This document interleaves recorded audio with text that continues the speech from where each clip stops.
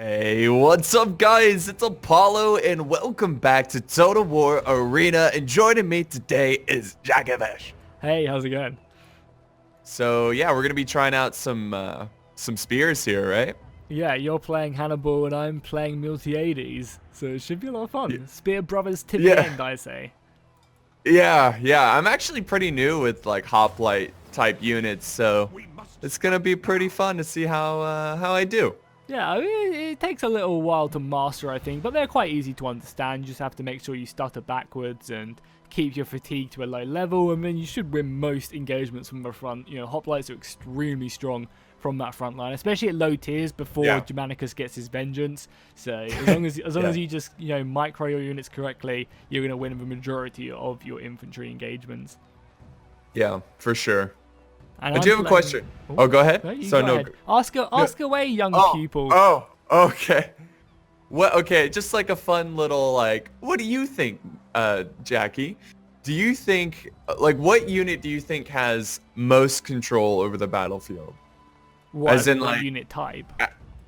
Yeah. Well, artillery at the moment, because it's just ridiculous and takes all the fun out of the game, because it forces the team into one of two strategies. Either you hide round the woods to get close enough to the artillery to shoot it, which is very hard to do if you're coming up against a good team who also has archers, who can counter your archers with theirs and also hit you with artillery. Or you just hide. You try and get an early lead and just run away and force them to come to you, which again is no fun whatsoever. But besides artillery, I would say maybe cavalry, because they have a very good, they can be anywhere at any time and they can capitalize on a lot of the mistakes the enemy team make. Infantry are obviously always needed and they're always your staple, they're your bread and butter. Right. Again, there's only so much you can do as an infantry commander to affect the entire battlefield. You can win your lane, but if the rest of your flanks lose, it's a lot harder for you to contribute. Whereas with cavalry, you can see what flanks losing, you can try and get through, assault their missiles, take out their artillery, take a large amount of focus away from the rest of the infantry fight. For example, in the battle I probably uploaded yesterday or the day before yesterday, I was playing tier 7 cavalry and I kept an entire group of 3 tier 8 falksmen busy because they just wouldn't let me go through this one gap. But them 3 tier 8 falksmen weren't fighting my infantry, they were busy standing there stopping me from getting involved in the battle, so that took away a huge amount of their power away just by me being there, in a sense, as cavalry, because I'm so fast. Yeah, I agree. I think if you compare this to a MOBA, the Cav is like the jungler. You know? Exactly. Going around ganking and stuff for sure. I agree. Yeah. And I think the least, the unit that does I don't know. I guess in my experience, I feel like archers are so dependent on allies. I think as well, it's just you haven't played at the super high tiers yet. Higher tiers, that might be why.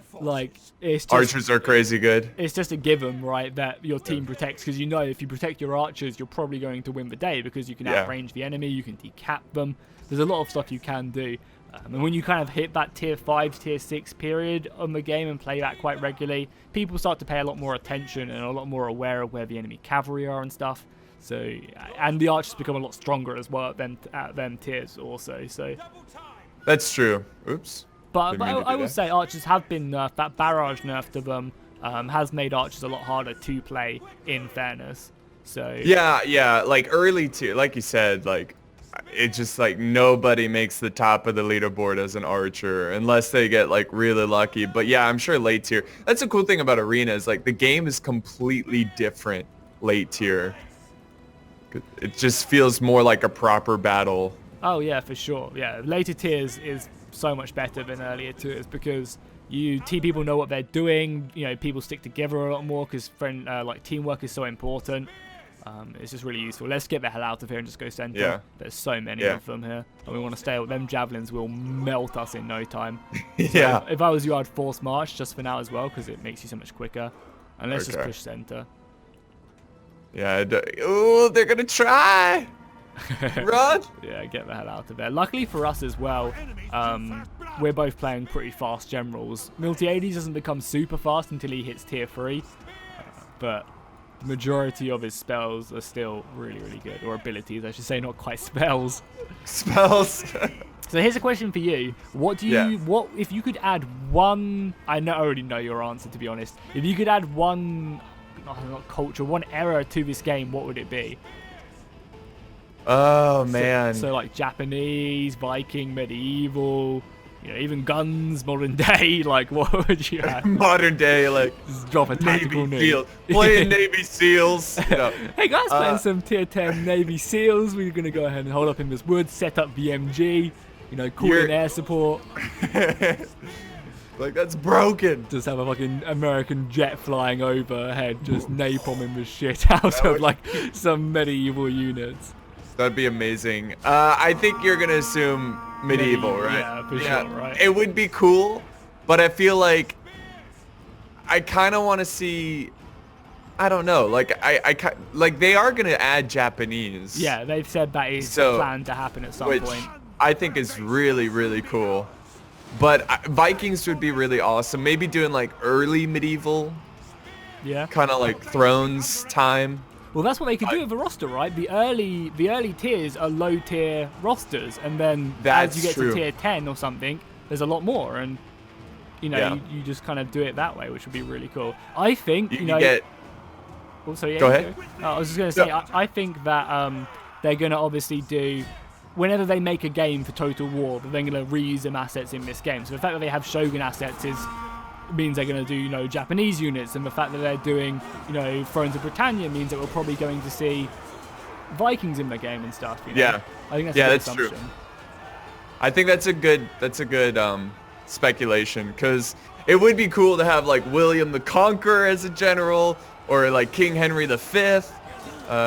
I know they're like more English. Yeah, I was gonna say, do you want to name some other commanders from different regions? But yeah, there's loads of like Holy Roman Emperor Charles V, right? You know, after playing. That's true. After playing Kingdom Come, you know.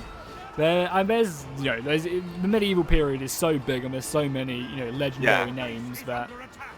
That's true. You could even do Joan of Arc, get the girls involved, you know, even though she wasn't really like a combat general, but I mean, yeah, let's not get into, you know, that. I'm pretty sure triggered everyone already. It's just true. I mean, she did do some strategy. Like, she was involved at the strategy, and yeah, I mean, she was a big figurehead, right, of the troops. But yeah, that would be really cool. I mean, look at that. We weren't even paying attention. Oh, hey. We smashed it. They didn't defend their base. Look at that. Jackiefishhh, my daddy, top of the leaderboard. We out just, you know, it's hard being this good, you know. Like, yeah. So I think their biggest mistake is that they pushed too many troops on that side, and we just took advantage of it. Went center. I mean, it's low tiers. These people have probably played, you know, a couple games in their entire life, whereas we've been playing for, you know, years. Hours. Almost, you know. Yeah, years. I mean, people don't remember, or they just don't know that, like, we first video together was Total War Arena. Yeah, back in, was it on a Steam version of the game? Yeah, I think it was. Steam version. We did that one map remember the forest map that they don't use anymore? Yeah, that was a cool map. They do use it. It's just super high tier. Is it super high tier? Sure, yeah. Okay. Well, let's queue up and let's go again, boy. We want to dive straight back into this. I gotta get my consumable. Oh yeah. Just make sure you hit restock all, and you'll I know. Restart automatically. I always forget to do that. Yeah, unfortunately, we didn't really get to show off the hoplites really in action. We did some good flanking maneuvers and stuff, right? Yeah. Hey, we showed some like strategy of attacking the map, you know? Yeah, exactly.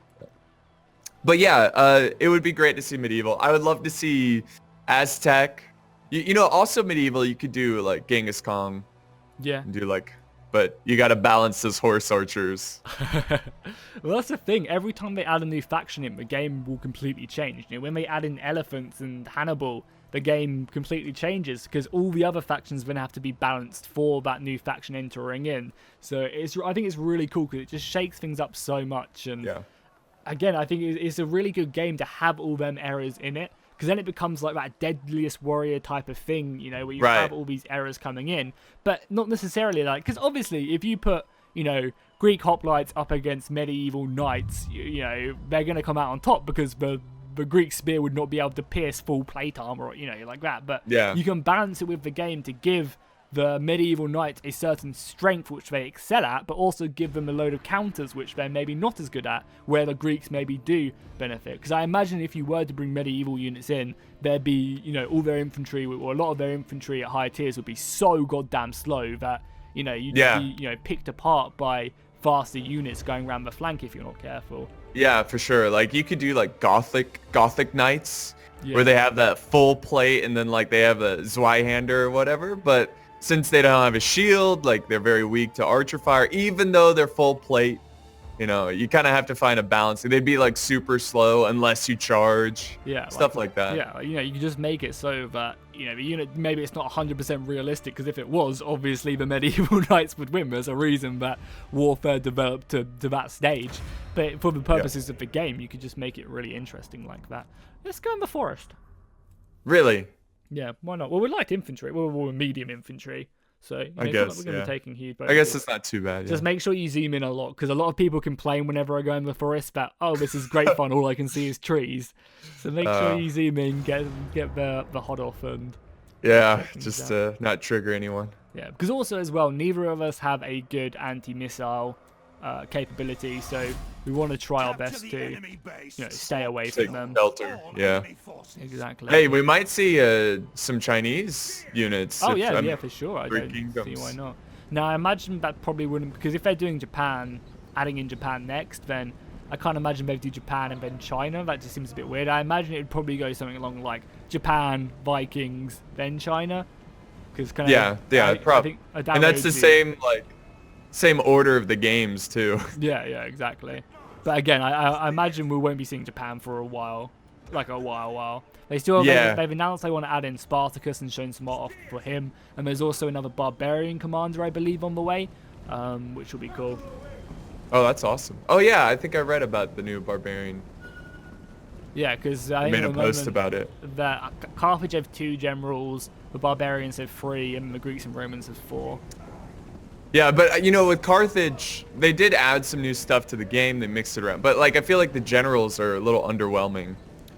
Or maybe the units. I think they're harder to play than your traditional Germanicus, where all you have to do is pop vengeance, and obviously there's more strategy involved in it. But you know, for the average player, all you have to do is just charge yourself into combat, pop a few abilities. I think the Carthaginians are less of that brawler type thing. Obviously, Hasdrubal being a lot more of a support general with his bribes and debribes and stuff. Yeah. And you just have to kind of play them correct. We don't really have any infantry. I think we just hide in the woods, like kind of go more left, and then we just pour in and attack these guys when our center pushes. Yeah. If our center pushes. Yeah, let's fall back a bit, because I think they can see me from here. Yes? No? I'm not sure. But I mean, all we have to do is just fight a little bit, and then... Oh my god. Oh my god, that guy's so dead. Yeah, I don't know what he's doing. All those archers. We need to let them push onto our archer position, because you can see we have a pretty good position here, but... Yeah. Maybe we should just fall back. Do you want to just go base cap? Because I know it's not the most exciting, but... it's but that's just the best play, you know? Because, like, let's push and just go. There's some cav. They're going back, so I think we're good. Oh! Yeah, I mean, they're very fast, so...